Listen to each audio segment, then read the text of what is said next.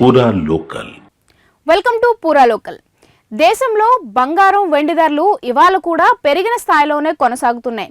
Market వర్గాల ప్రకారం ఈ ఏడాది ప్రారంభం నుంచి ఇప్పటి వరకు బంగారం వెండి ధరల్లో దాదాపు 60% వరకు పెరుగుదల నమోదైంది.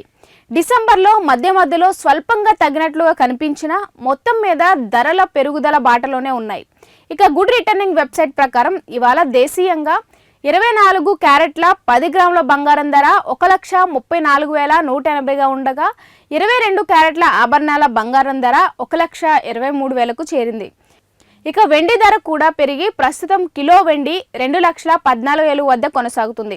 అంతర్జాతీయ మార్కెట్లో బంగారం ఔన్స్ ధర $4,338, వెండి ఔన్స్ ధర $67గా ఉంది.